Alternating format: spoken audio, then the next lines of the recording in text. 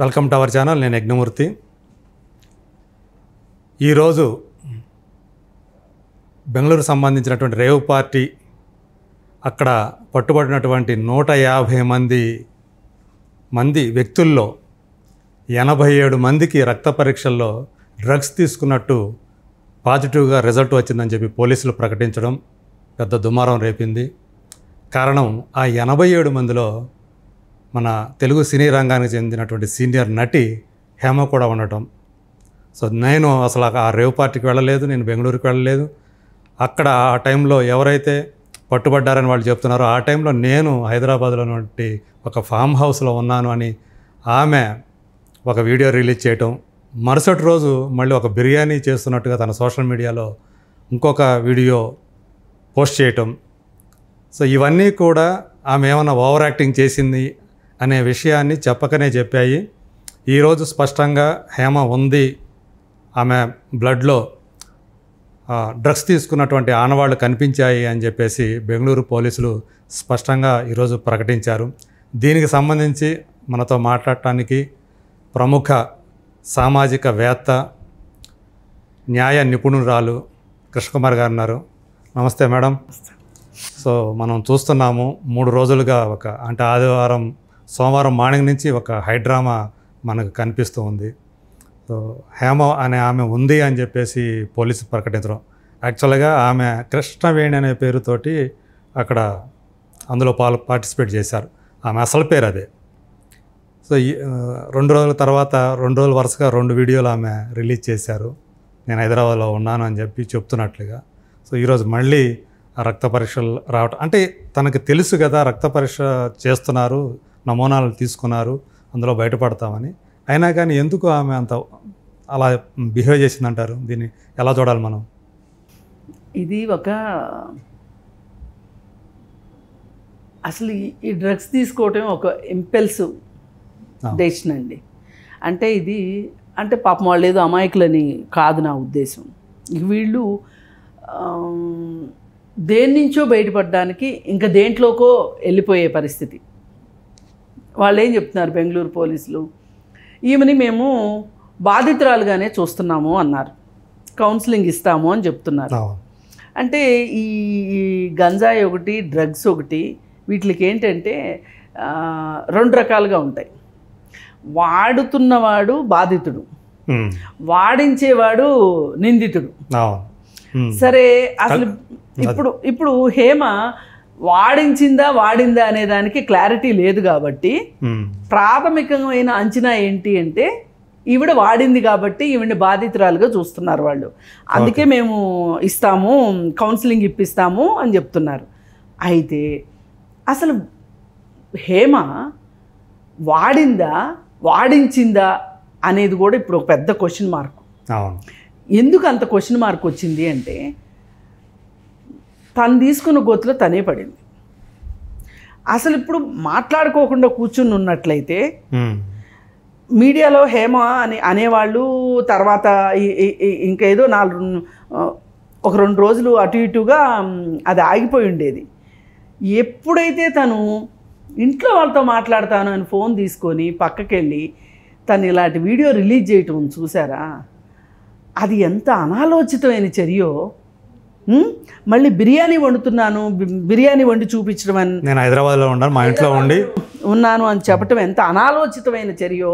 అంటే వీళ్ళు ఆ క్షణానికి ఆ క్షణం అందులోంచి పడ్డాము అని రెండో వాళ్ళు అనుకోవాలి అనే ఒక చిన్న గేమ్ ఉంది చూసారా, ఆట. నేను అనుకోవడం ఏంటంటే ఒకవేళ ఈ టైంలో మనం మేనేజ్ చేసేసి బయటకు వచ్చి ఏదో రకంగా అని కూడా ఏమైనా ఆలోచించింది, అలా చేశారేమో అని ఆలోచించి ఉండొచ్చు. కానీ నేను దొరికాను అంటే మీడియా కూడా వచ్చేసింది కాబట్టి ఎట్లా కొట్లా పోలీసులు మీడియాకి ఇస్తారు కాబట్టి నేను లేను అని చెప్పి కాసేపు ఒక మేకప్ చేద్దాము అనే ఒక ఉద్దేశం ఉంది. అందుకే నేను ఇంపల్సివ్ అని క్యారెక్టర్ అనింది. అందుకే ఆ క్షణంలో తను నేను ఇలా చేస్తే బయటపడిపోతాను కదా, బయట పడినట్లుగా అయినా కనిపిస్తుంది కదా, మీడియాలో అలా వస్తుంది కదా అని అనుకుంది. కానీ ఇవాళ మీడియాకి అంటే నేను మీడియా మొత్తాన్ని నేను సమర్థిస్తున్నాను కాదు, కానీ మీడియాకి తల చుట్టూ కళ్ళు అయిపోయినాయి. పోలీసులు కూడా అన్నిసార్లు మనకి నచ్చినట్లుగా పోలీసులు ప్రవర్తించరు అని చెప్పడానికి హేమ ఉదంతం తాజా ఉదాహరణ. ఉదంతం అంటే నేను అనుకోవడం ఇట్లా నేను బయట చెప్తే మళ్ళీ నేను ఉండానని చెప్పేసి మళ్ళీ వాళ్ళు ఎందుకు చెప్తారా అట్లా అని అనుకున్నారేమో. అలా కాదు, పోలీసు అంత సీరియస్గా ఉన్నారని అనుకోలే. అదే పోలీసు ఇంత ఈ వీడియో చేసి బయటికి పంపడం వల్ల ఈవిడ మీద ఇంకొంచెం ఎక్కువ కాన్సన్ట్రేషన్ పెరిగింది వాళ్ళకి. ఈమె ఇంకేం చేస్తుందో. ఇప్పుడు ఒకసారి వాళ్ళు హేమ అని ఉంది అని ఇచ్చారు, ఇచ్చినప్పుడు ఈమె కామ్గా ఉన్నట్లయితే ఆ హేమ ఏ హేమో ఎవరో ఏదో ఒకటి అయిపోయి ఉండేది. కానీ ఈమె ఇక్కడే ఉంది, పార్టీలోనే ఉంది అని ఒక ఫోటో రిలీజ్ చేశారు. అంతకుముందు ఫోటో రిలీజ్ చేయలేదు. చూడండి మీరు, ఈమె చేసిన ఓవరాక్షన్కే జరిగింది అది. అందుకే అనాలోచితమైన చర్య అనింది. అక్కడ కాసేపు నోరు మూసుకుని కూర్చుని ఉంటే అయిపోయి ఉండేది. అంటే ఆమె ఏదో బయటపడిపోవాలని కాదు మన కోరిక. అసలు చెప్తున్నా, ఇప్పుడు ఇలాంటి వాళ్ళు ఎవరైనా సరే ఇలాంటి బయటపడిపోవాలి, త్వరగా బయటపడిపోవాలి అనుకునేది, మీరు దిగింది రొచ్చులో, ఊబిలో మీరు దిగింది. ఊబిలోంచి అంత తొందరగా మీరు బయటికి ఎట్లా వస్తారు? బయటికి రాలేరు కూడా. రావడానికి వేరే మార్గాలు ఉన్నాయి, తర్వాత మాట్లాడుకుందాం. ముందు అసలు హేమ ఇలా చేయడానికి గల కారణం ఏంటి? పోలీసుల్ని తప్పుదోవ పట్టించటం విషయం ఒకటైతే, అసలు ఈ రేవ్ పార్టీ ఆర్గనైజర్గా మారటం వెనకమాల తను ఎందుకు ఈ పరిస్థితికి దిగింది అంటే గనక, ఇది ఈ రోజు ఏదో హఠాత్తుగా జరిగిపోయిన పరిణామం అయితే కాదు. అంటే యాక్చువల్గా ఆర్గనైజ్ చేసింది వాసు అని అతను, అదే అక్కడికే వస్తాను. ఇంకొక నలుగురు వీళ్ళ రాత్రి అనంతరం అన్నట్లుగా sunset to sunrise victory అని పెట్టుకున్నారు. తెల్లవారుజామున 3 గంటలకి ఈ డీజే సౌండ్ విపరీతంగా పెట్టేశారంట. అది విని చుట్టుపక్కల వాళ్ళు కంప్లైంట్ చేశారు. ఇప్పుడు అదే వీళ్ళు ఒక పరిమితమైన పద్ధతిలో గనక వీళ్ళు ఉండున్నట్లయితే గనక, అంటే ఆశకి అంతు లేదంటారు చూసారా, ఈ సౌఖ్యాల్ని వెతకటంలో కూడా వీళ్ళకి అంతు లేకుండా అయిపోయింది. ఇప్పుడు సన్సెట్ అంటే సాయంకాలం 6ంటికి మొదలెట్టి సన్ రైజ్ అంటే పొద్దున్నే 6 వరకు. అంటే నీకు అవధులు లేని ఆనందాన్ని అనుభవించాలి అని అనుకున్నావు నువ్వు. 12 గంటల పాటు విరామము లేకుండా మీరు తైతక్కలాడదాం అనుకున్నారు. మాదక ద్రవ్యాలు తీసుకుని తింటూ తాగుతూ డాన్స్ వేసుకుంటూ ఎంటర్టైన్మెంట్ అవుదాం అనుకున్నారు. మరి అవుదాం అనుకున్నప్పుడు ఇంత పెద్ద కాస్ట్లీ అఫైరుకి మీరు దిగినప్పుడు దానికి సంబంధించిన ట్రీట్మెంట్ కూడా చాలా కాస్ట్లీగా ఉంటుంది. ఇప్పుడు ఆ కాస్ట్లీగా ఉంటుంది అనేది అర్థం చేసుకునే తను చిన్న స్కిట్లు ప్లే చేసింది. మంచి నటి కదండి, ఏ మాటకా మాట మనం అసలు కాదనడానికి లేదు. హేమ చాలా టైమింగ్ ఉన్న నటి, పర్ఫెక్ట్గా ఉంటాయి. అయితే ఈ హేమ ఇప్పుడు ఇలా చేయడం వల్ల ఇంకాస్త పాపులర్ అయిపోయింది. ఒక రకంగా బ్యాడ్గా పాపులర్ అయిపోయింది. పాపులర్ అయిపోయి ఇప్పుడు ఈ పాపులారిటీ నుంచి ఏమవుతుంది అంటే, మనుషులు నేర్చుకోకపోతే నోటోరియస్లు అయిపోతారు. హేమ ఎప్పుడో పాపులర్ నిజానికి. ఆ పాపులారిటీ 25 years అయిపోయింది. ఒక చిన్న గ్రామం నుంచి ఎక్కువ చదువుకోని అమ్మాయి ఒక ధైర్యంతో బయటకు వచ్చి, రాజోల అమ్మాయి బయటకు వచ్చి ధైర్యంగా వచ్చి ఇంత పెద్ద సినీ ప్రపంచంలో ఒక రకంగా తనదైన ముద్ర వేసుకుంది అంటే, ఇప్పుడు కొంతమంది డైరెక్టర్స్ హేమ క్యారెక్టర్ లేకుండా సినిమానే తీయరు అనేంత దాకా తెచ్చుకున్నావు నువ్వు. ఇంత తెచ్చుకున్న దానివి నువ్వు ఈ ఎంటర్టైన్మెంట్ వెనకమాల పరిగెట్టడం, ఈ ఎంటర్టైన్మెంటే కాకుండా దాంతోపాటు వచ్చే డబ్బులు, దాంతోపాటు వచ్చే ఫేము, అలాగే పరిచయాలు, అసలు అన్నిటినీ మించి వీళ్ళందరినీ కొంగదీసేది ఏంటంటే, ఎక్కడో చోట తీసుకెళ్ళి ఊబిలో పడేసేది, దిగుడు బావి అంటారు, బావిలో పడేసేది ఏంటి అంటే, వీళ్ళకి పెద్ద పెద్ద పరిచయాలు కావాలి. ఇప్పుడు వాసు అనేవాడు ఉన్నాడు. వాడు ఒక పెద్ద నటోరియస్ క్రిమినల్. ఒకప్పుడు తిండికి లేనివాడు, వేసుకోవటానికి చెప్పులు లేనివాడు.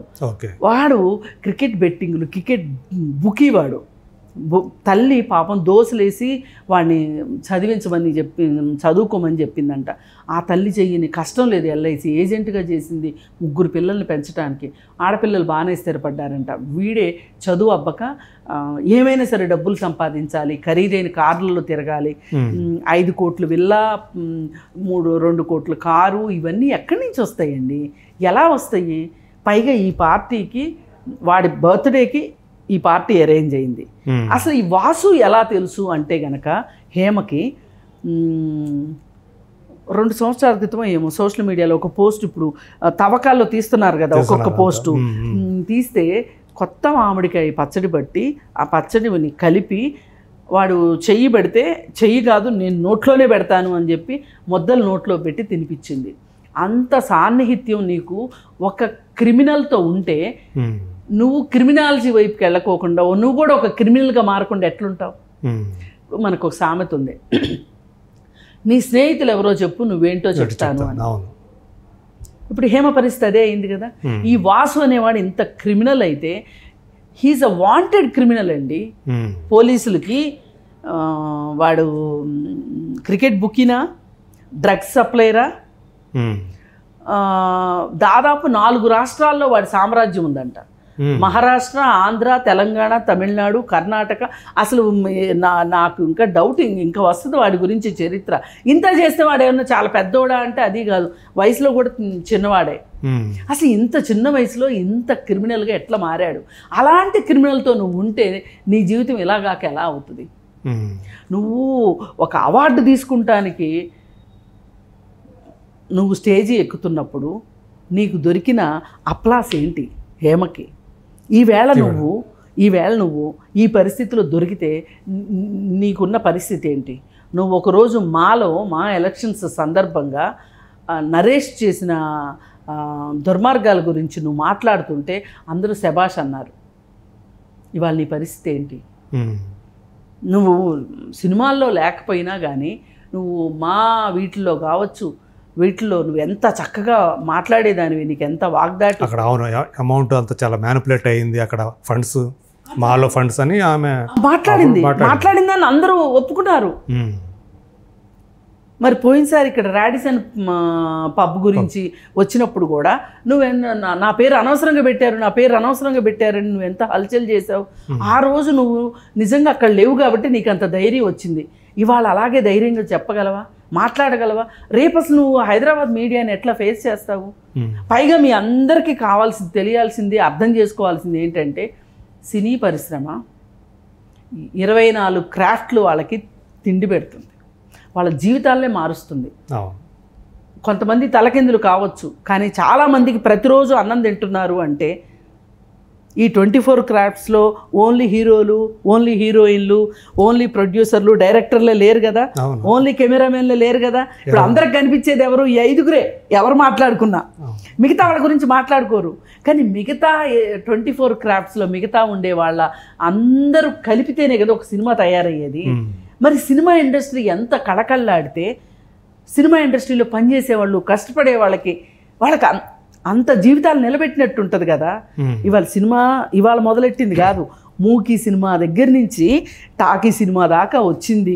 100 ఏళ్ల చరిత్ర ఉంది కదా, దానికి చరిత్ర ఉంది. ఆ టాకీ సినిమాల దగ్గర నుంచి ఈరోజు ప్రపంచ స్థాయి సినిమాలు మనం తీయగలుగుతున్నాము అంటే రాజమౌళి లాంటి డైరెక్టర్ వచ్చాడు అంటే, ఇంకా చాలామంది గొప్ప డైరెక్టర్లు ఉన్నారు పాత వాళ్ళందరూ వచ్చారు అంటే సినిమా ఇండస్ట్రీ ఎంత గొప్పది. ఇంత ఇండస్ట్రీ ఇంతమందికి అన్నం పెడుతుంది. అసలు మీరు ఈ 24 క్రాఫ్ట్స్ గురించే కాదు, ఈ సినిమాలు వేసే థియేటర్ల దగ్గర శనక్కాయలు అమ్ముకునే వాడి దగ్గర నుంచి ఎంతమంది, ఎన్ని వేల లక్షల మంది దాని మీద డిపెండ్ మంది బతుకుతున్నారు కదా. మరి ఇంత లక్షల మంది బతుకుతున్న పరిశ్రమని కళామ తల్లి అని పిలుస్తారు కదా. ఈ కళామ తల్లికి మీరు ఎందుకు కళంకం తీసుకొచ్చే పనులు చేస్తున్నారు? అసలు ఈ డ్రగ్స్ తోటి ఏంటి అవసరం? ఇవాళ రేపటి నుంచి ఏం మాట్లాడతారో తెలుసా అండి? ఏంటి మా సినిమా వాళ్ళ మీద పడతారు డ్రగ్స్ అనగానే అని మాట్లాడగలిగిన సినిమా ఇండస్ట్రీ రేపొద్దున్న నుంచి తలంచుకోవాల్సిన పరిస్థితి వస్తుంది. ఫస్ట్ చూపు వచ్చేదే సినిమా ఇండస్ట్రీ మీద. హైదరాబాద్లో డ్రగ్స్ అనగానే ఫస్ట్ ఆలోచన వచ్చేది సినిమా వాళ్ళ మీదే. గ్లామర్ ఫీల్డ్ కాబట్టి ఎక్కువ ఎక్స్పోజ్ అయ్యేది ఇదే కాబట్టి. పోయినసారి తమ్మారెడ్డి భరద్వాజ్ గారు అన్నారు, ఏంటండి అంటే వాళ్ళు ఉన్నారు వీళ్ళు ఉన్నారు అన్నారు అంటారు, ఎవరున్నారో చెప్పండి వాళ్ళ సంగతి ఏంటో మేము చూసుకుంటాం అన్నారు. ఇప్పుడు హేమ వచ్చింది, ఏం చూసుకుంటారు చెప్పండి. ఇంతకు ముందు వచ్చారు కొంతమంది దెబ్బతిన్న ప్రొడ్యూసర్లు వచ్చారు, ఒక పెద్ద స్టార్ హీరో తమ్ముళ్ళు అందులో ఇరుక్కున్నారు. ఏం చేయగలిగారు మరి? ఆ హీరోను కూడా తెలంగాణ ప్రభుత్వం విచారించింది, కొంతమంది డైరెక్టర్లను విచారించింది, కొంతమంది హీరోయిన్ని విచారించింది. ఏది ఏమైనా ఒకటైతే వాస్తవం అండి, మీరు తిన్న ఇంటి వాసాలు లెక్క పెడతారా, కూర్చున్న కొమ్మని నరుక్కుంటారా అనేది ఇవాళ సినిమా ఇండస్ట్రీలో ఉన్న వాళ్ళు తేల్చుకోవాల్సిన సందర్భం వచ్చింది. ఎవరైనా మీరు క్లారిటీ ఇవ్వవలసిన అవసరం ఉంది. ఇంకా రేపటి నుంచి ఇప్పుడు వచ్చిన రోజునే రేవంత్ రెడ్డి ఏం చెప్పారు, నేను డ్రగ్స్ మీద ఉక్కుపాదం మోపుతానని చెప్పారు. కాకపోతే ఆయనకున్న పరిస్థితుల్లో ఆ ఎలక్షన్ అవుతూనే ఇప్పుడు పార్లమెంట్ ఎలక్షన్స్ వచ్చినాయి కాబట్టి ఆయన కాస్త స్లోగా కనిపించాడేమో. రేపటి నుంచి గనక ఆయన జూలు విదిల్చాడు అంటే, ఎందుకంటే ఆయన వచ్చిన రోజే చెప్పాడు, నేను దీని మీద నాకు స్పెషల్ ఫోకస్ ఉంటుంది అని చెప్పారు. డ్రగ్స్ రహిత రాష్ట్రంగా మార్చాలని నేను కంకణం కట్టుకున్నానని చెప్పాడు. కాకపోతే ఆ లక్ష్యానికి చాలామంది పనిచేయాల్సి వస్తుంది, అది వేరే విషయము. ఏది ఏమైనా గుర్తుపెట్టుకోవాల్సిన విషయము, సినిమా ఇండస్ట్రీలో ఉన్నవాళ్ళు ఒళ్ళు దగ్గర పెట్టుకోవాల్సిన విషయం ఏంటి అంటే, మీరెవరు ఇలాంటి వాటికి ప్రోత్సాహం ఇవ్వకండి, ఇలాంటి వాటిలో దిగకండి. ఎవరైనా తిరిగితే వాళ్ళని ఏరి పారేయండి. ఇంతకంటే చెప్పగలిగే ఆ సంఘంలో నుంచో లేదా ఉంటారు కదా, అసోసియేషన్ ఉంటాయి కదా, ఇలాంటివి వస్తే తీసేయాల్సిందే. డ్రగ్స్ ఎవరైతే డ్రగ్స్ తీసుకున్నారో వచ్చిందో వాళ్ళందరినీ తీసేయాల్సిందే ఖచ్చితంగా. ఇందులో ఇంకా సాధారణంగా మీరు అన్న ఇందాక కౌన్సిలింగ్ ఇట్లా అన్నారు కదా, మొదటిసారి ఇదివరకు ఎప్పుడు కూడా అలాంటి చరిత్ర లేకపోతే మొదటిసారి అలాంటిది ఏదైనా పట్టుబడితే వాళ్ళకి కౌన్సిలింగ్ ఇస్తారు. ఆల్రెడీ ఇదివరకు ఒకసారి ఎక్కడన్నా పట్టుబడిన చరిత్ర ఉందంటే వాళ్ళు కౌన్సిలింగ్ ఉండదుగా, నేరుగా తీసుకెళ్ళి ప్రొడ్యూస్ చేస్తారు కదా. చేస్తారు. ఏది ఏమైనప్పటికీ సినిమా ఇండస్ట్రీ కూడా ఒక్కసారి ఆలోచించి, ఒక్కసారి పూర్తిగా కళ్ళు తెరిచి అసలు ఎవరు ఏంటి, ఏం చేస్తున్నారు, ఎందుకు చేస్తున్నారు, ఎలా చేస్తున్నారు ఏంటి అనేది ఇవాళ వీళ్ళ మీద వచ్చిన ఒక మచ్చ దీన్ని మట్టుకు తుడుపుకోకపోతే గనక ఇంకా విచ్చలవిడిగా అయిపోతుంది. వీళ్ళ వల్ల ఇది సమాజం మీద చెడు ప్రభావం చూపిస్తుంది. అవును, ఎందుకంటే వీళ్ళని ఆరాధించే వాళ్ళు, అభిమానించే వాళ్ళు సినిమా ఇండస్ట్రీ వాళ్ళు ఎక్కువ మంది ఉంటారు. సో కాబట్టి ముందర ఎవరైతే బాడీస్ ఉన్నాయో, అపెక్స్ బాడీస్ సినిమా ఇండస్ట్రీకి సంబంధించి, వాళ్ళు దీని మీద ఏదన్నా పూనుకొని చర్యలు తీసుకుంటే తీసుకోవాలి. ఏదైనా ఒకటి, పాపం హేమ బిర్యానీ పెడదాం అనుకుంటే కూడా పోలీసులు కూడా వెళ్ళలేదు అని అర్థమైపోయింది, వాళ్ళేమి కరగలేదని అర్థమైపోయింది. కర్ణాటక పోలీసులు బాగా గట్టిగానే అంటే వాళ్ళ మీద ఒత్తిళ్ళు కూడా ఉన్నాయి. ఇప్పుడు నిన్నగాక మొన్న రేవಣ್ణ కేసు వచ్చింది, ప్రజ్వల్ రేవಣ್ణ, వాళ్ళు కూడా వాళ్ళని నిరూపించుకోవడానికి ఒక మంచి అవకాశం వచ్చింది అనుకుంటాను. ఏది ఏమైనా ఇది మట్టుకు భూతమని మాట్లాడుకుంటున్నాం డ్రగ్స్ని, అలాగే చూడాలి ప్రతి ఒక్కరూ. రైట్ అండి, thank you so much. Thank you.